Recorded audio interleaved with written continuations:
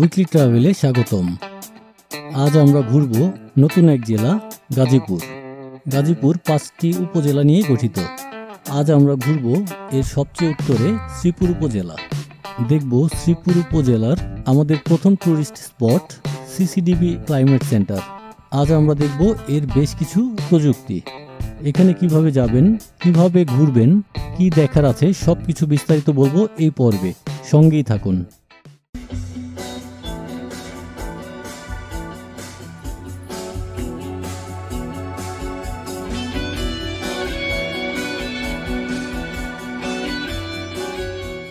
ঢাকা থেকে আসলে Mohakhali bus stand থেকে ময়মনসিংহ শেরপুরগামী বাসে করে আপনাকে আসতে হবে মাওনা চৌরাস্তা থেকে উত্তরে নয়নপুর বাস স্ট্যান্ড।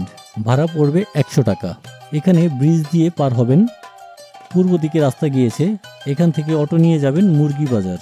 ভাড়া জনপ্রতি 20 টাকা। মুরগি বাজার এসে পূর্ব দিকের অন্য এক অটোতে যাবেন সিসিডিবি রোড। ভাড়া জনপ্রতি 10 টাকা। আপনি চাইলে মুরগি বাজার থেকে রিজার্ভ অটো নিয়ে যেতে পারেন সিসিডিবি। ভাড়া পড়বে 50 থেকে 60 টাকা। এখান থেকে উত্তরে হেঁটে যেতে হবে 1 কিলোমিটার।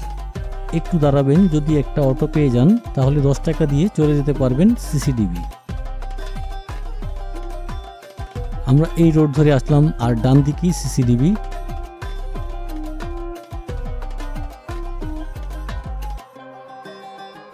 সিসিডিবি এসে আপনাকে টিকিট কাটতে হবে জনপ্রতি 150 টাকা। ঢুকতেই ডান পাশে পার্কিং, আর বাম পাশে ওয়েটিং রুম।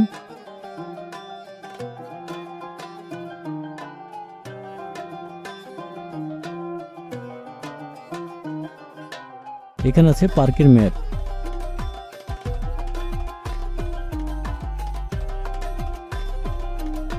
দেশের একমাত্র এই জলবায়ু শিক্ষা কেন্দ্রে পরিবেশ উপযোগী চাষ পদ্ধতি ও সহনশীল বীজ উদ্ভাবনের পাশাপাশি কৃষক, শিক্ষার্থী ও উদ্যোক্তাদের প্রশিক্ষণ দেওয়াই এই প্রতিষ্ঠানের লক্ষ্য। 2022 সালে গড়ে তোলে Christian commission for development in Bangladesh CCDB. এই ক্লাইমেট সেন্টারে তৈরি করা হয়েছে খরা, চর, পার্বত্য অঞ্চল এবং হাওর অঞ্চলের মডেল। ডান দিকে অফিস। আমরা অফিসের দিকেই আগে যাব।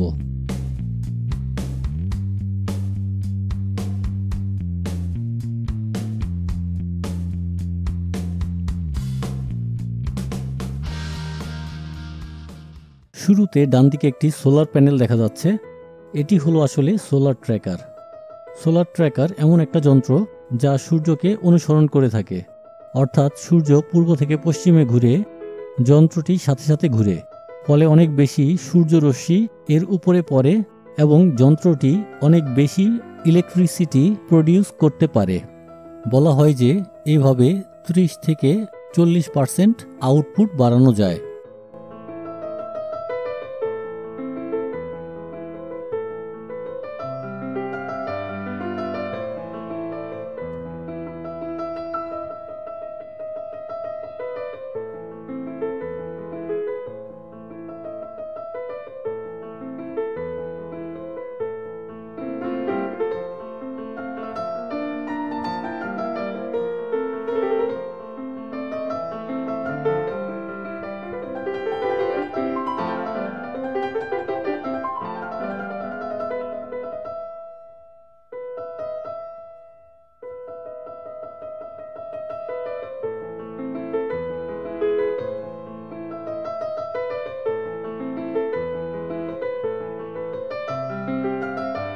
দেখুন লনটি কি সুন্দর লাগছে, সবুজ হয়ে আছে।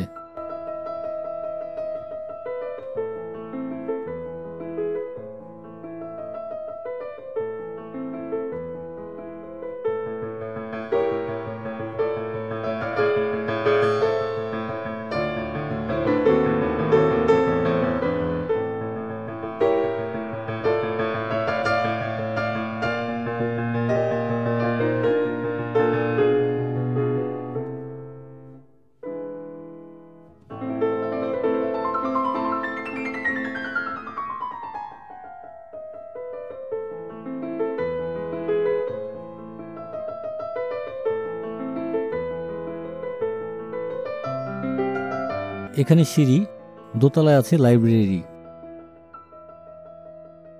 আর ওই গ্লাসের পেছনে বাচ্চাদের খেলার একটি প্লেস আছে। আমরা এই ডান দিকের গেট দিয়ে পেছনে যাব।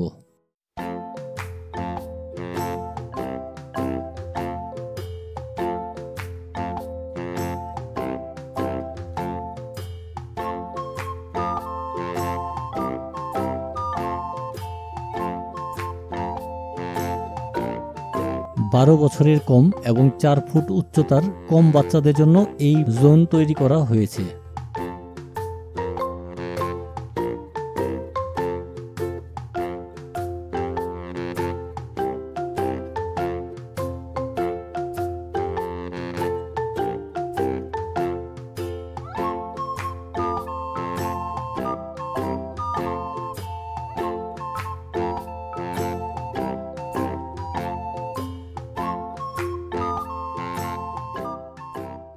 লনের ডান পাশেই আছে খুব সুন্দর একটা বিশাল ক্যাফে, কিন্তু আপনি এখানে খেতে পারবেন না, কারণ এরা খাবার করে তখনই যখন কোনো টিম ট্রেনিংয়ে অথবা শিক্ষা সফরের জন্য আসে।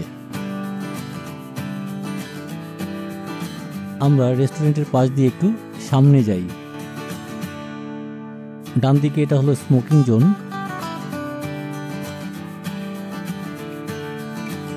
সামনে নিচে হেঁটে আসলেই একটা ব্রিজ, যদিও ব্রিজের ওই পারে দেখার কিছু নেই, তারপরও ব্রিজে দাঁড়িয়ে ছবি তুলতে পারবেন। আমরা আবার একই রাস্তা দিয়ে লনে ফিরে আসি।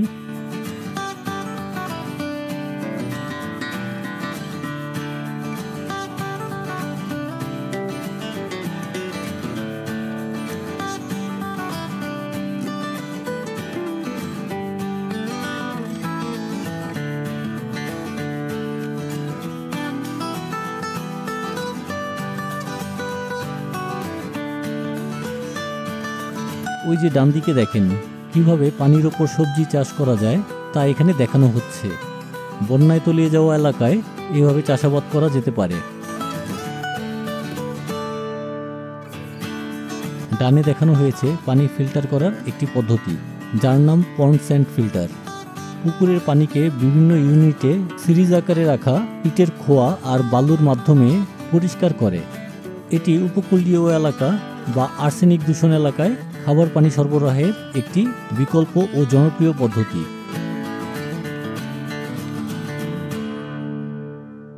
এখানে আছে অনুর্বর জমিকে কিভাবে উৎপাদনশীল করা যায় সেই পদ্ধতি, ফরেস্ট, ফিল্ড ও ফ্রুট অর্থাৎ FFF পদ্ধতি। এই মডেল উপকূলীয় জমিকে পুনরায় উৎপাদনশীল করার এক নতুন উপায়। এই পদ্ধতিতে সরু পুকুর ও ডোবা খনন সহ বাঁধ স্থাপনের মাধ্যমে ফল ও কাঠের গাছ জন্মানো এবং মাছ চাষ করা যায়। এছাড়াও বাঁধের উপরে এবং চারপাশে শাকসবজি লাগানো যায়। এতে 40 থেকে 50 হাজার টাকার মতো খরচ পড়বে।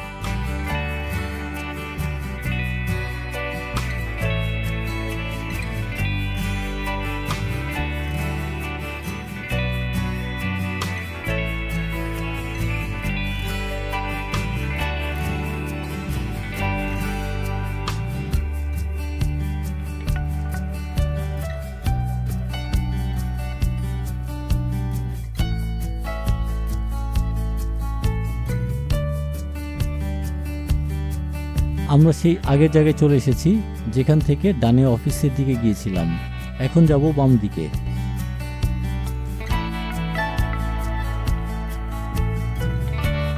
প্রথমে বাম দিকে আছে একটা ঘর।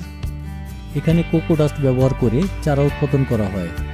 কোকো ডাস্ট হলো নারকেলের গুঁড়ো, যা নারকেলের আঁশ থেকে তৈরি করা হয়।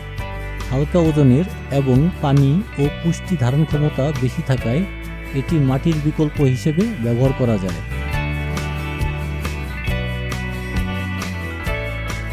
এটা হলো সোলার স্ট্রিট লাইট। এটি সোলার প্যানেল ও রিচার্জেবল ব্যাটারি দিয়ে একটি ল্যাম্পপোস্ট, যা দিনের আলোতে এর ব্যাটারি চার্জ করে আর অন্ধকারে লাইট অটোমেটিক জ্বলে ওঠে। এটি তৈরি করতে 30 ওয়াটের জন্য আনুমানিক 28,000 টাকা লাগে। ডান পাশে একটা মিটিং রুম।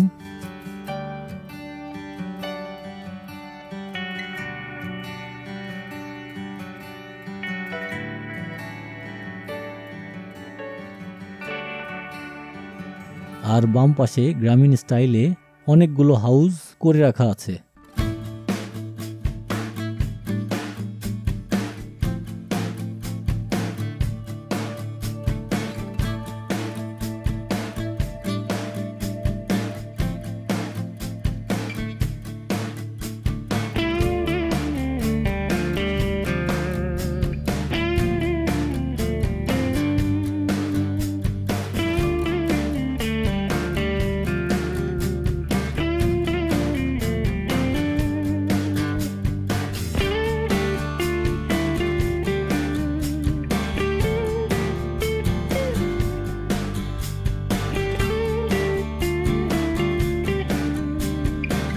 ডানে একটি বাসস্থান তৈরি করে রাখা আছে। এটি হলো coastal resilience homestay. Coastal resilience homestay হলো জলবায়ু পরিবর্তনের প্রভাব এবং জোয়ারের, বন্যা এবং ঝড়ের মতো উপকূলীয় বিপদের প্রভাব মোকাবেলা করার জন্য ডিজাইন করা একটি আবাসন সমাধান, যা শক্তিশালী নির্মাণ, জলবায়ু সহনশীল উপকরণ এবং কিছু ক্ষেত্রে সায়েন্টিফিক নলেজকে একত্রিত করা হয়েছে। এই ধরনের বাড়ি জোয়ারের উচ্চতা বিবেচনা করে তৈরি করা হয়। এটি জলবায়ু পরিবর্তনের প্রভাব মোকাবেলা করার জন্য বিভিন্ন প্রজাতির সাথে কৃষির সুযোগ তৈরি করে। বাড়ির চারপাশে নারকেল গাছ, পাম প্রজাতির গাছ ঘূর্ণিঝড়ের প্রভাব কমাতে সাহায্য করে। বাতাস থেকে রক্ষা পাওয়ার জন্য এটি উত্তর দক্ষিণে মুখ করে করা। ঘূর্ণিঝড়ের প্রভাব প্রতিরোধ করার জন্য বাড়িটি চৌচলা করা হয়েছে। ছাদের পিচ 30 থেকে 40 ডিগ্রির মধ্যে রাখা হয়েছে। এখানে দেখা যাচ্ছে অ্যাটমসফেরিক ওয়াটার জেনারেটর, যা বাতাস থেকে পানি উৎপাদন পদ্ধতি। যে অঞ্চলে জলোচ্ছ্বাস হয় এবং পানি লবণাক্ত, সেই সব অঞ্চলে নিরাপদ পানি সরবরাহ করে। এর দাম 2 লক্ষ টাকা, দৈনিক 20 লিটার পানি দেয়। তবে সিসিডিবি থেকে 25,000 থেকে 30,000 টাকায় পেয়ে যাবেন। এখানে দেখা যাচ্ছে রান্নাঘর আর চুলা। চুলাটি জ্বালানি দক্ষ চুলা। প্রচলিত চুলার চেয়ে প্রায় 4 গুণ বেশি জ্বলে বলে আনুমানিক 70 থেকে 80% জ্বালানি সাশ্রয় হয়।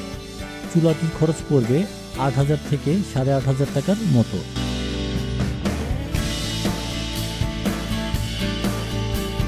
এটা হলো সোলার ড্রায়ার।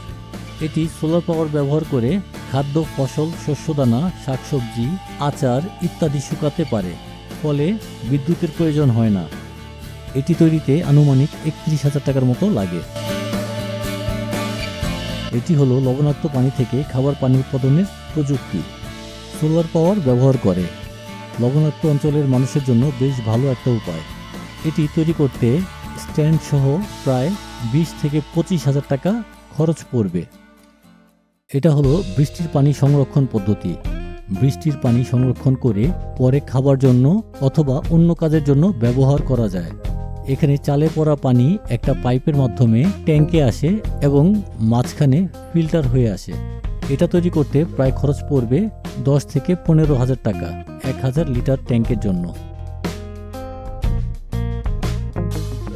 আমরা ঘরের পেছনে চলে এসেছি। এখানে দেখা যাচ্ছে ভার্টিক্যাল কৃষি 3D পদ্ধতি, যেখানে ফসল সরাসরি মাটিতে না লাগিয়ে সিঁড়ির মতো তাক করে স্তরে স্তরে বিভিন্ন ধরনের ফসল চাষ করা হচ্ছে। ফলে অল্প জায়গায় সহজে শাকসবজি ফলানো যায়।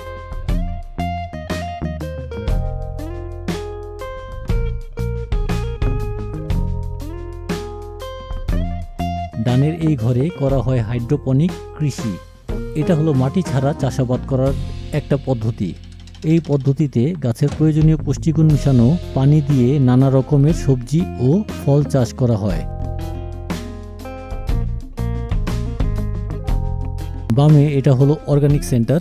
এখানে নানা রকমের জৈব সার ও কীটনাশক রয়েছে। ডানে এটা হলো বায়ু সৌর হাইব্রিড স্ট্রিট লাইট। এই পদ্ধতিটি বিদ্যুৎ উৎপাদনের জন্য সৌর প্যানেল এবং ছোট উইন্ড টারবাইন জেনারেটর ব্যবহার করে তৈরি করা হয়েছে।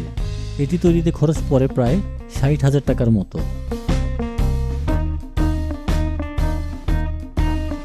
বামে এটা হলো জিরো এনার্জি কুল সেন্টার। বিদ্যুৎ ছাড়া একটি কাঠামো, যেখানে ফ্রিজের মতো ফলমূল ও শাকসবজি সংরক্ষণ করা হয়। এর তাপমাত্রা বাইরের তাপমাত্রার চেয়ে 10 থেকে 15 ডিগ্রি সেলসিয়াস পর্যন্ত ঠান্ডা থাকে। এটি তৈরি করতে খরচ হবে 18 থেকে 30 হাজার টাকার মতো। শেড ও 200 কেজি ধারণ ক্ষমতা সম্পন্ন।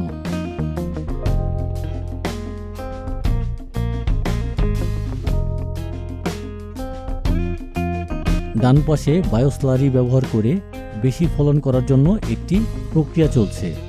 বায়োস্লারি হলো বায়োগ্যাসের একটি উপজাত। এটি একটি ভালো মানের জৈব সার। অক্সিজেন ছাড়া গাজনের সময় জৈব পদার্থের প্রায় 25 থেকে 30% বায়োগ্যাস এবং বাকি অংশ বায়োস্লারিতে রূপান্তর হয়। রাসায়নিক সারের অত্যাধিক ব্যবহার পরিবেশের জন্য ক্ষতিকর।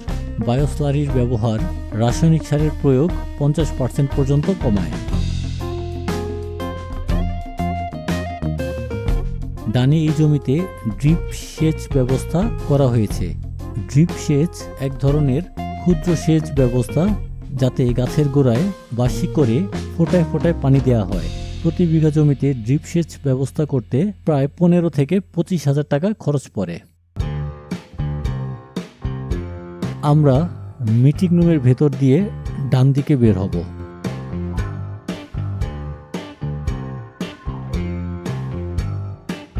এখানে বাম পাশে সৌর সেচ পাম্প। এতে খরচ হবে প্রায় 5 লক্ষ টাকা। দিনে 109,000 লিটার পানি। পিকো হাইড্রো হলো একটি ছোট জলবিদ্যুৎ কেন্দ্র যা 5 কিলোওয়াট পর্যন্ত বিদ্যুৎ তৈরি করতে পারে। ডানে দেখা যাচ্ছে একটি মিনি পুকুর। মিনি পুকুর হলো একটি পানি সংরক্ষণ প্রযুক্তি, যার মাধ্যমে কৃষকরা বর্ষাকালে পানি ধরে রেখে শুষ্ক মৌসুমে ব্যবহার করতে পারে।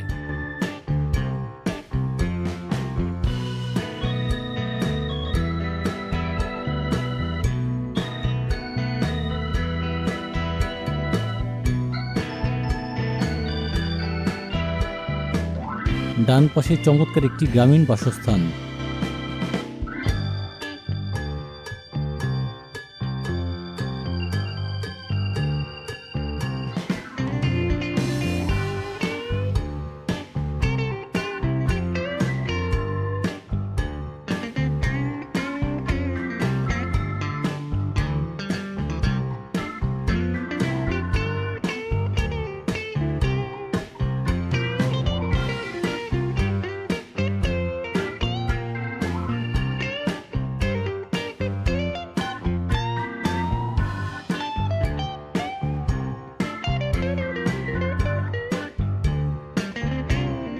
সোজা ওই পারে ভার্মি কম্পোস্ট ব্যবহার করে ফলন করা হচ্ছে।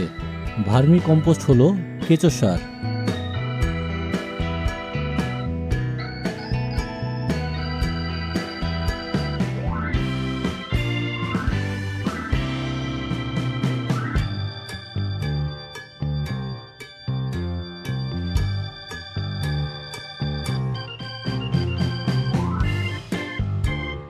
ডান দিকে এটা হলো পাবলিক হাব। ভিজিটর উপরে উঠে দেখতে পারে চারপাশ।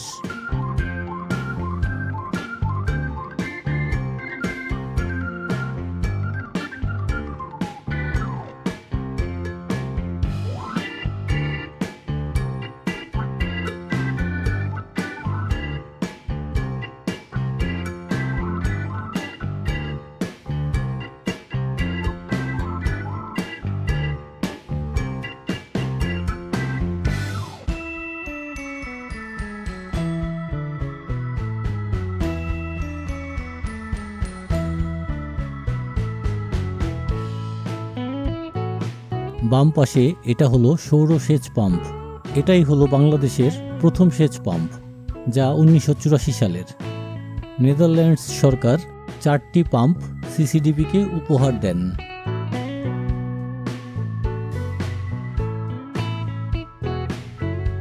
এর অপোজিটে সোলার বিলবোর্ড। সোলার বিলবোর্ডের বিশেষত্ব হলো এর সাথে সোলার প্যানেল ও রিচার্জেবল ব্যাটারি সেট থাকে, যা দিনের আলোতে ব্যাটারি চার্জ হয় এবং অন্ধকারে বিলবোর্ড জ্বলে ওঠে।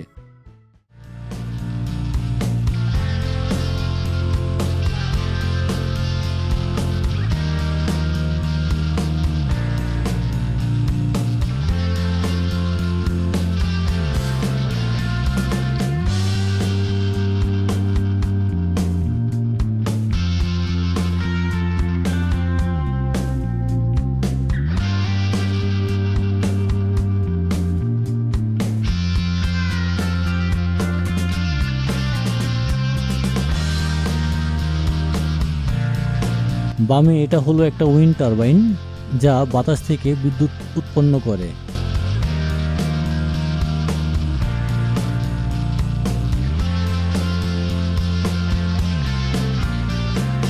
সামনে একটা মিটিং রুম।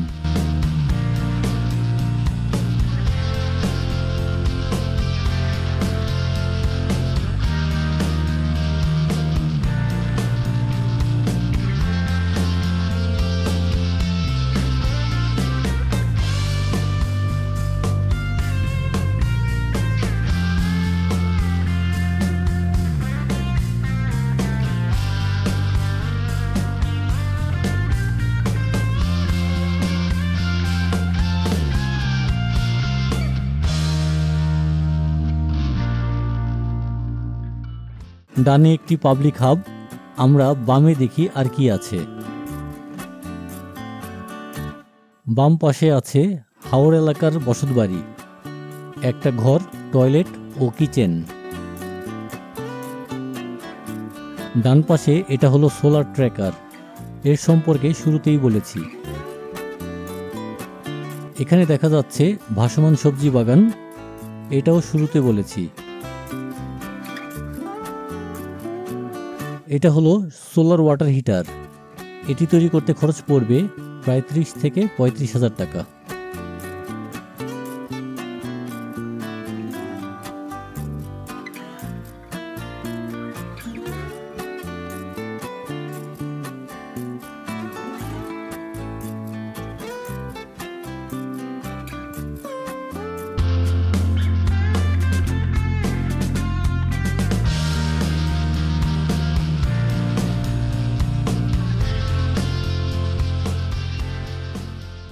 এটা হলো চর সহনীয় বসতবাড়ি।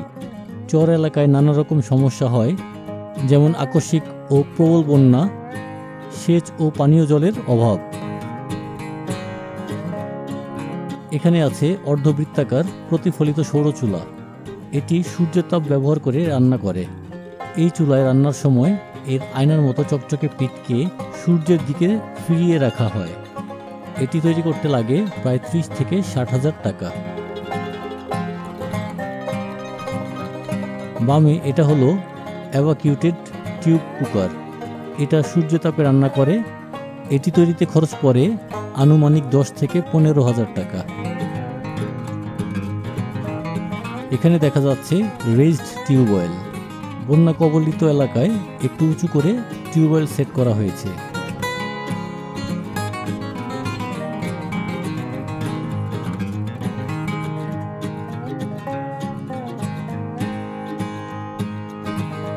এটা হলো ট্রেডেল পাম্প, যা মানব চালিত সাকশন পাম্প। এটা 7 মিটার পর্যন্ত গভীর থেকে জল তুলে আনতে পারে। এর খরচ পড়ে 4 থেকে 5,000 টাকা।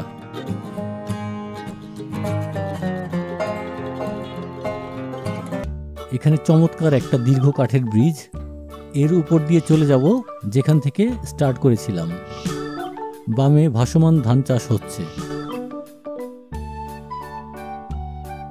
বামে এটা হলো সৌরবায়ু বাহক, জলজ চাষের অন্যতম প্রধান হাতিয়ার। এটি একটি বায়ু চলাচল ব্যবস্থা, যা পুকুরে থাকা মাছের জন্য অক্সিজেন পেতে সাহায্য করে। এটা তৈরিতে খরচ পড়ে প্রায় 50,000 টাকার মতো।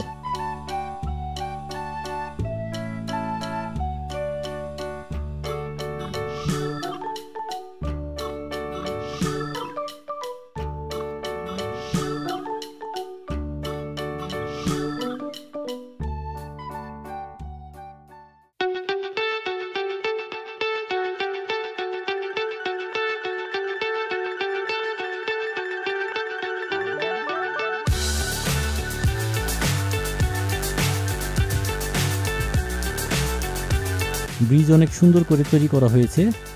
বাম পাশে লেক আর ডান পাশে ফুল ও ফলের গাছ।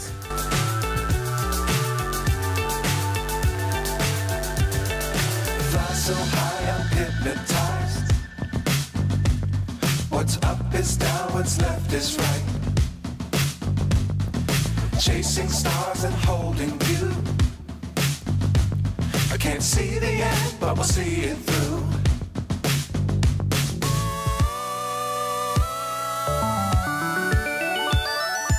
Fly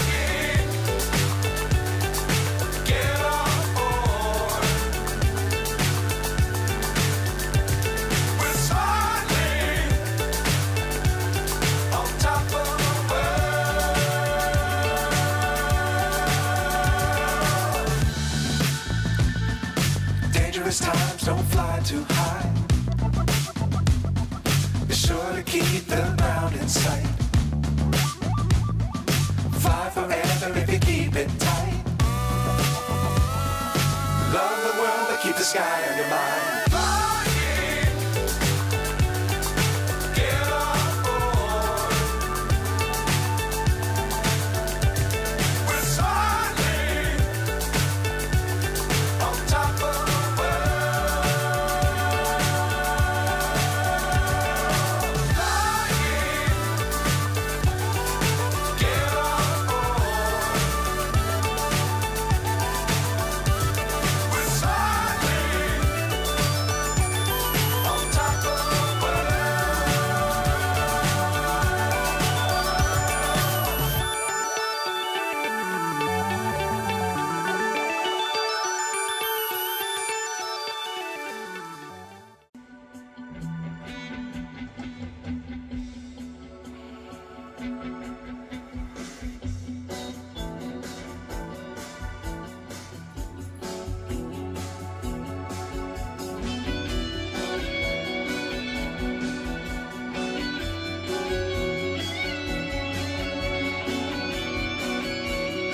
এই ছিল গাজীপুর জেলার শ্রীপুর উপজেলা ভ্রমণের প্রথম ট্যুরিস্ট স্পট।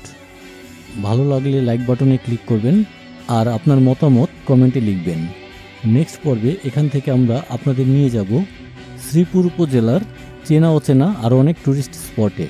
সে পর্যন্ত ভালো থাকবেন।